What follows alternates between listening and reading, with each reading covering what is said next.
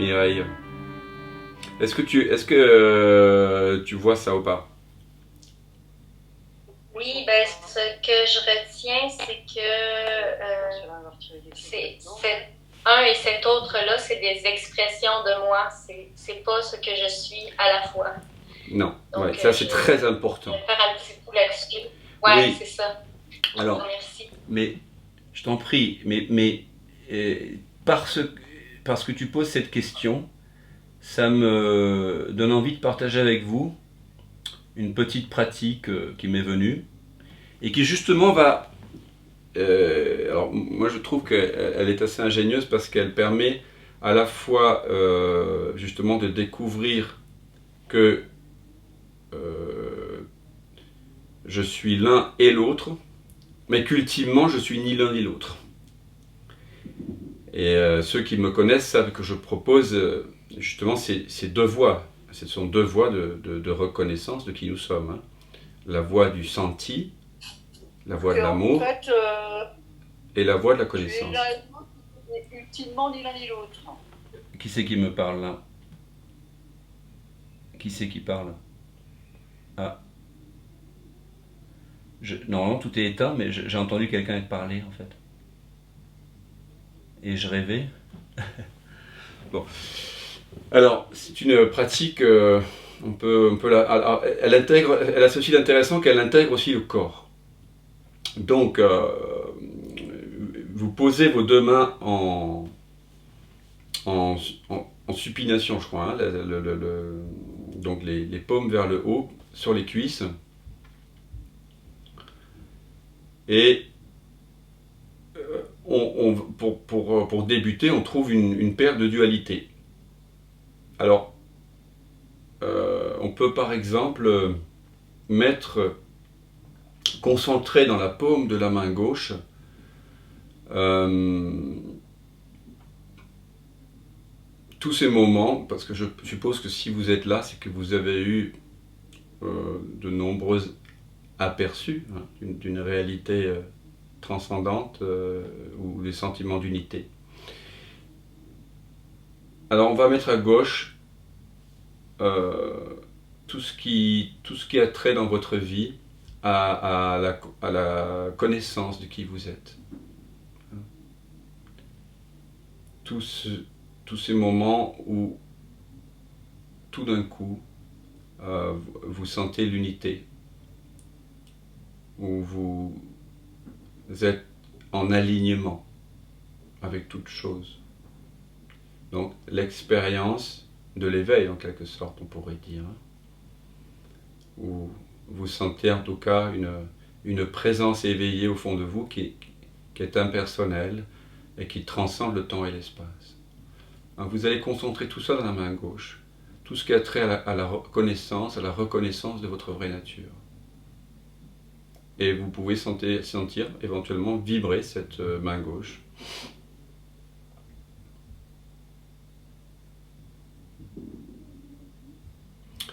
Et puis à droite, dans la paume de la main droite, je vous invite à déposer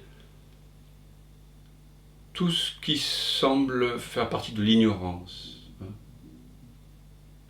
la souffrance, le fait de se sentir séparé, le fait de croire que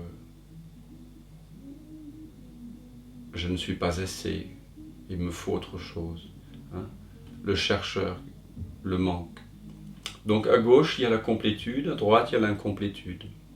À gauche, il y a la joie sans objet. À droite, il y a la tristesse d'avoir le sentiment de manquer de quelque chose. À gauche, il y a l'éveil, et à droite, il y a l'ignorante ignorance.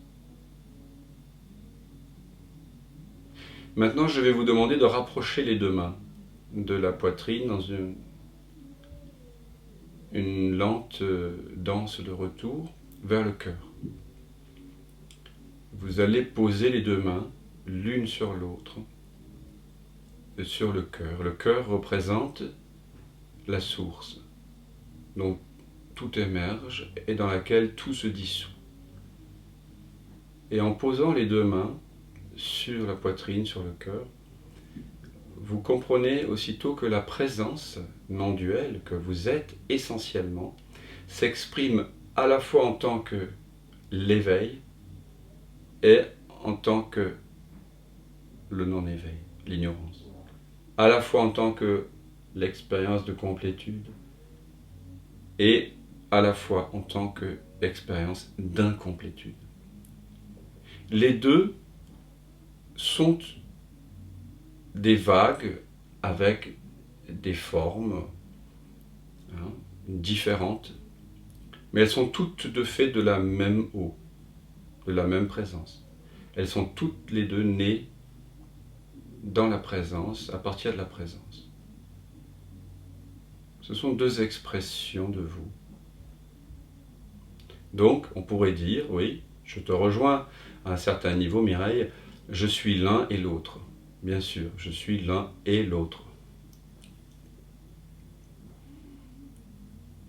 Et je rajouterai et avec ET en majuscule, je suis ni l'un ni l'autre. Parce que essentiellement, l'eau ne dépend pas des diverses vagues pour être de l'eau. La présence que je suis ne dépend pas de la complétude ou de l'incomplétude expérimentée par un humain pour être ce qu'elle est.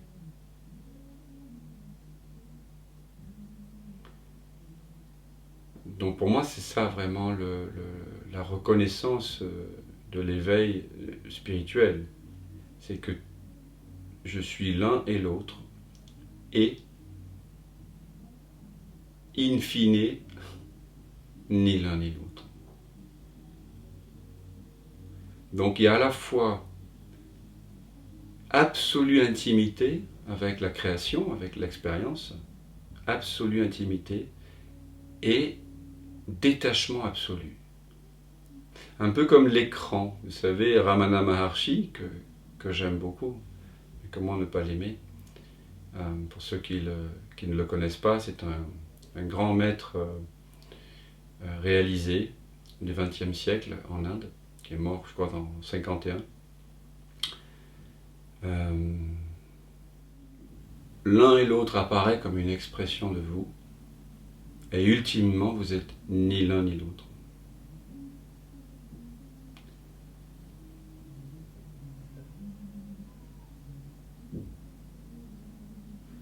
Donc vous pouvez découvrir que vous êtes le sans forme, parce que ce que vous êtes ultimement, c'est être sans forme, qui prend toute forme.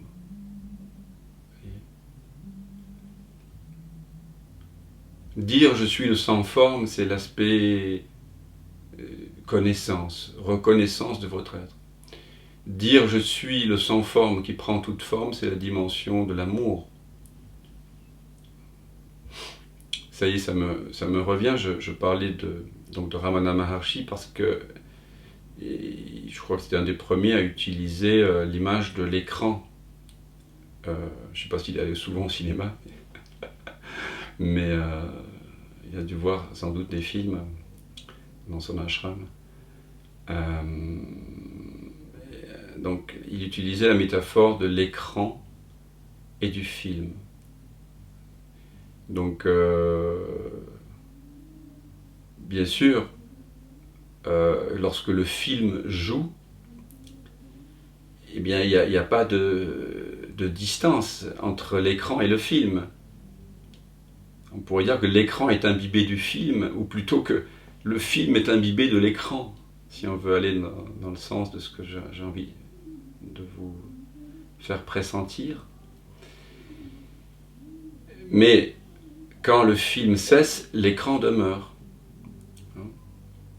Donc il semble en apparence et momentanément que lorsque le film joue, eh bien l'écran prend la forme du film. Voilà. Mais il semble, vous voyez, c'est un mot qu'on utilise beaucoup ici, parce qu'évidemment on pointe vers quelque chose que le mental linéaire ne peut pas comprendre. Donc, il semble en apparence que le soi, l'écran, ce que vous êtes réellement prend la forme tantôt de la complétude, tantôt de l'incomplétude. Voyez ? Mais ce que vous êtes essentiellement, l'écran, lui, n'est pas affecté par l'une ou l'autre. Hein, c'est ça qui est important de comprendre. C'est qu'il y a en vous quelque chose qui ne peut pas être blessé. C'est quand même extraordinaire de découvrir au cœur de la vie humaine, où il y a tant de souffrances, que ce que vous êtes ultimement, non seulement ne souffre pas en ce moment, mais n'a réellement jamais souffert. Hein, c'est pas...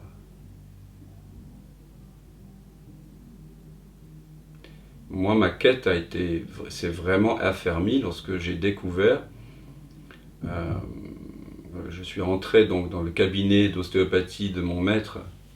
Enfin, je ne cherchais pas un maître, hein, enfin, je le cherchais quelque part, ça c'est sûr, mais je n'étais pas conscient. Et ostéopathe, hein, Frédéric Moreau, Aix-en-Provence d'ailleurs, je vous conseille vivement ces soins, parce que c'est le plus grand ostéopathe que j'ai jamais rencontré, si jamais vous allez par là, à Aix-en-Provence, 11 rue du Pavillon. Et dans l'année 94, je crois, je suis entré dans son cabinet avec l'envie de mourir. Et je souffrais énormément. Je sortis d'une relation amoureuse très, très violente, destructrice. Et il a posé les mains sur moi, des mains donc écouteuses. Et il y a eu comme un déferlement d'émotions. Je ne sais pas combien ça a duré, peut-être 2 heures dans le temps des montres. Vous savez, le temps est suspendu quand on rencontre un être qui ne se prend pas pour quelqu'un. Donc c'est difficile de se référer au temps, puisque cet être-là, il est dans le non-temps. Enfin, quand je suis sorti de son cabinet, je n'avais jamais vu la vie sous un aspect aussi beau. J'étais dans des rues d'Aix-en-Provence que je croyais connaître. Vous voyez, encore on revient à cette idée de... quand on connaît les choses, on n'est plus émerveillé par la beauté. Et c'était... Enfin, tout était ruisselant de beauté. Je regardais les toits, les maisons, enfin, tout était... les pavés, tout se réfléchissait, la moindre couleur, tout devient intense. C'est comme si, par le pouvoir de ces mains écouteuses, toute l'impression d'être quelqu'un avait disparu. Bon, au bout de 2-3 jours, le moi était bien revenu, donc je suis reparti le voir et ainsi de suite. Mais j'ai eu cette intuition, en sortant de son cabinet, je me suis dit, si on peut souffrir autant et tout d'un coup vivre une telle extase, ça signifie que cette souffrance dépend de la façon dont on regarde les choses. Hein? Mon regard était encombré, j'ai compris que ça venait d'ici, la souffrance, quelque part. Il y avait un réglage à faire. Hein? Et c'est pour ça que je me suis vraiment mis en chemin spirituel pour découvrir et demeurer dans cet espace qui, sur un plan très profond, ne peut pas souffrir et n'a jamais souffert. Donc c'est pas rien.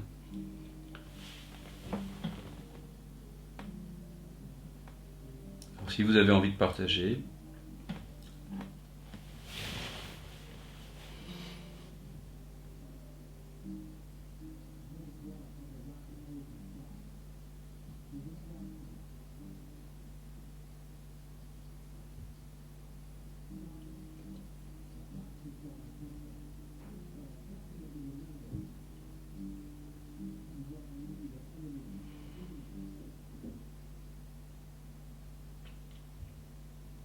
et cette présence que l'on découvre,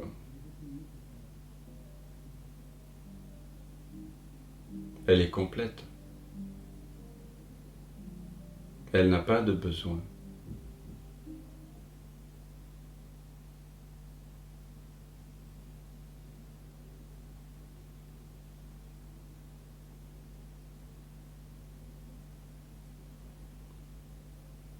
Et cette présence est inclusive, complètement inclusive. Elle dit oui à tout ce qui est là, immédiatement.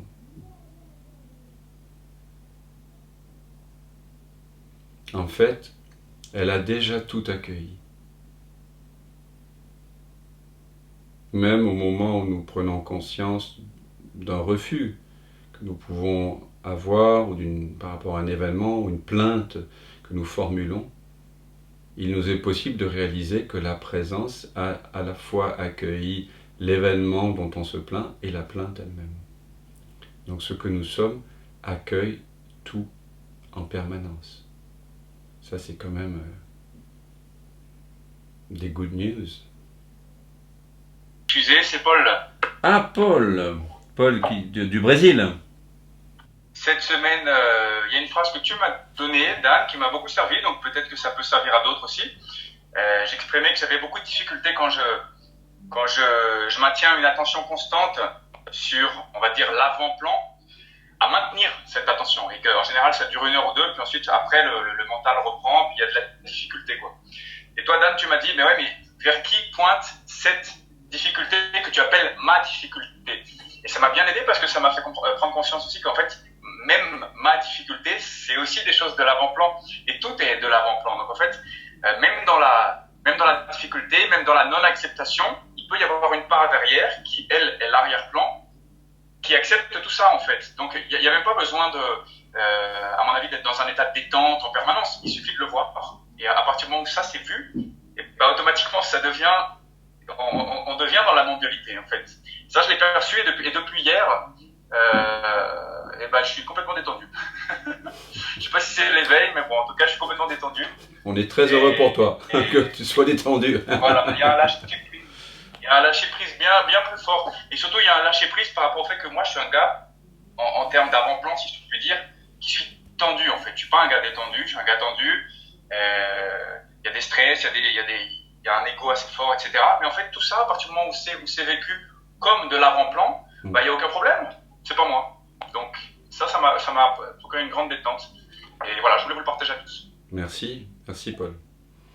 Merci, oui. Voilà. Effectivement, la pratique non duelle la plus simple, c'est simplement de constater ce qui est là et de réaliser que ceux-là qui constatent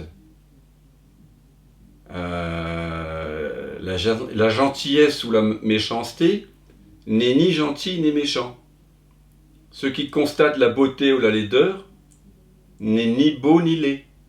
Ceux-là qui constatent la tension ou la détente, comme aujourd'hui le corps est détendu, mais ceux-là qui le constatent n'est, on pourrait dire, sur un plan relatif, ni détendu ni tendu. Tu vois ? Absolument. Ouais.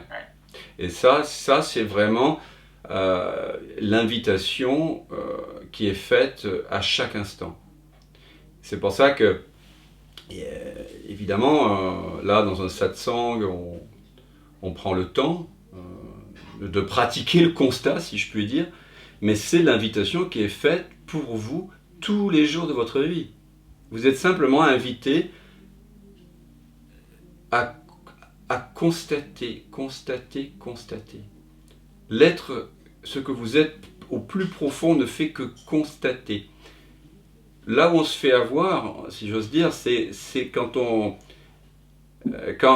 sur ce constat qui est l'arrière-plan, se surimpose un jugement. Par exemple, bon, je m'énerve et je constate l'énervement et vient un jugement, j'aurais pas dû m'énerver. Et on confond tout de suite l'arrière-plan qui lui ne juge pas, il constate. Avec le jugement, j'aurais pas dû m'énerver. Et là, on est repris dans le film. Mais à nouveau, on peut simplement constater que le jugement j'aurais pas dû m'énerver apparaît et disparaît. Apparaît et disparaît. Donc c'est une pratique jusqu'au moment où on se dépose dans cet arrière-plan, où on réalise qu'on est vraiment ça et que ça devient notre réalité quotidienne. parfois il faut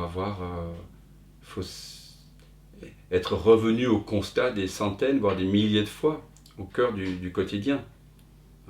Mais c'est une micro-pratique, un renversement de l'attention vers sa propre source. Et c'est ça l'essence de l'enseignement de la non-dualité. Dans la Katha Upanishad, il est dit, parfois, une âme intrépide, en quête d'immortalité, s'est retournée en arrière et a découvert sa vraie nature. Donc, c'est ce retournement qui est tellement essentiel, en fait.